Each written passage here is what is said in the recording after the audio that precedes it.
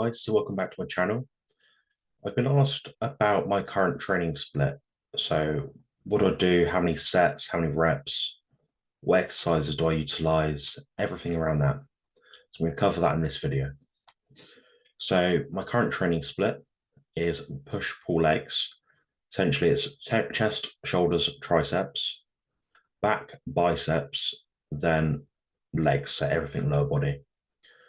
So what I try to do is split that up in a way that allows them to recover from more difficult sets and exercises. So that's going to be the lower body stuff. I generally take a rest day before and after. Not always, but that's usually what I'm aiming to do. In terms of rest days, I have them as and when. So it will be, as my recovery dictates. I think it would be daft to assume that we should do Monday, Tuesday, Thursday, Friday, Saturday workouts every week and always stick to the same sort of routine. Our recovery is adaptive, it is dynamic. It makes more sense to just listen to your body. Granted, some of you might not be able to do that if you're in time constraints, you have a job, which means you can only offer so much time to the training that you do. So you have to work around what you can achieve and what's possible for you. So when executing repetitions, I try to stay as close to perfect as possible. That's in regards to form. Obviously, you can't always do every set perfectly, but I do my best to make sure it is close to it when feasible. Momentum is something which I try to aim to avoid. So when I'm performing a repetition, I will use a more explosive concentric phase. When I say explosive, I don't mean I'm trying to karate chop it like Bruce Lee. I am literally trying to use my muscles in a forced, provoked, and thought out way so that my body can activate them as needed to stimulate them. So when I am lowering the weight, I am usually using a slower eccentric, so a negative portion of the rep. And that won't be necessarily 10 seconds. It might be 2 or 3 seconds. It depends on the exercise. Some exercises with a range of motion and length of the movement is longer. I will have to use a longer negative phase, but not always. It's not the key feature of an excellent training plan, but it does seem to help. Dorian Yates, people like that come to mind when I talk about negative reps. So I usually do in terms of sets between 15 and 20 per given body part. It does vary a lot. It depends on my recovery. So again, I keep going on about recovery in a lot of my videos. I listen to my body and I perform the sets that I believe my body can handle. If I'm not sleeping well, if I'm underfed for some reason, I eat a lot, so it's I highly doubt that. But I do listen to the body and I try to manage my hydration. So when I am doing those 15 to 20 sets, I am putting my all into all of them, at least most of them anyway. So my sets typically last between 30 seconds and 2 minutes. So broad. It depends what intensifiers I'm using. So if I'm using rest pause, probably not a drop set, but anything like that, it will extend your set and therefore your time and attention. It isn't pertinent that you have 2 minute long sets. It's not going to be everything, and it's not going to exaggerate your results. I think somewhere in the middle ground, somewhere between 30 seconds and 60 seconds is about right for most people.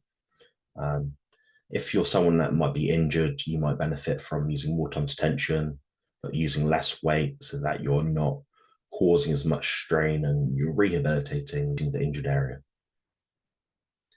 So first set of my first exercise will have a warm-up. So it'll be 80% to failure. So say I'd usually do 15 repetitions with a given weight. Like if I was going to maximum technical muscular failure, I might stop at 10 or 12. It's not an all-out set, but it's just to get a feel, get my mind active, get ready, prepare for what I'm about to. So each set that I perform is trained using rep ranges of between 8 and 30. Again, the 30 repetitions will be utilized only when I'm doing the rest pause sets.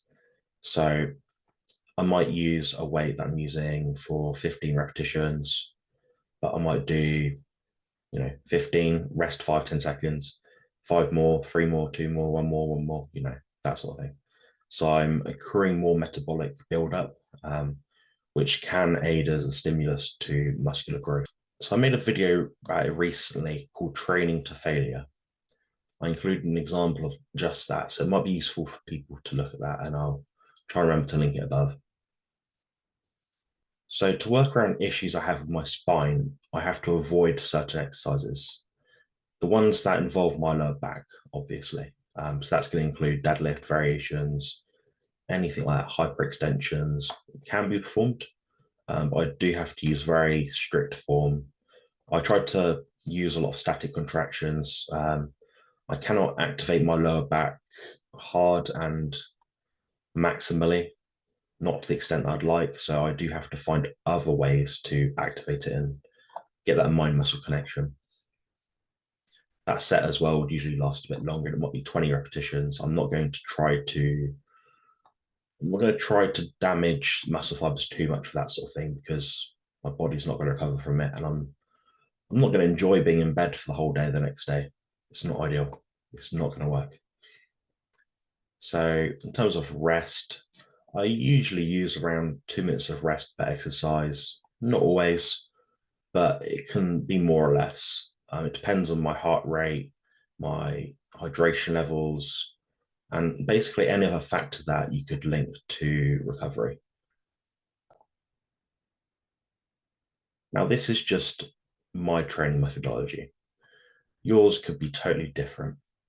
Some people do upper lower splits, some people also do push pull legs, some people do a bro split, some people do full body. It depends on your training level.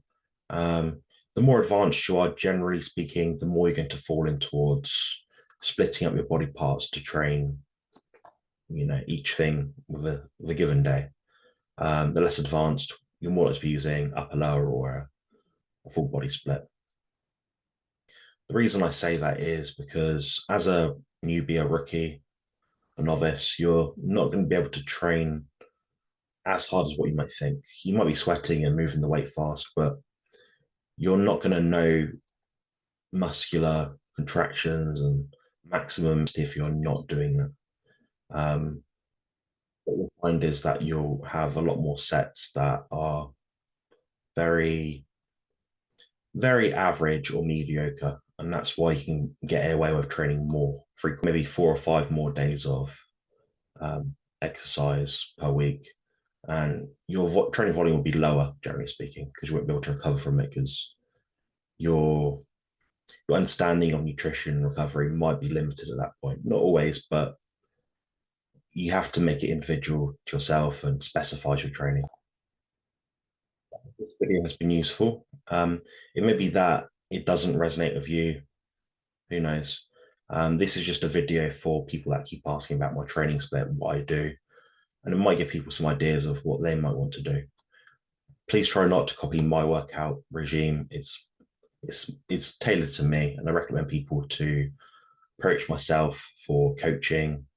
I can do diet plans, training plans, and build something that's going to be right for you because people don't often know exactly what is going to make the big difference in their physique outcomes. I appreciate you coming on. Cheers.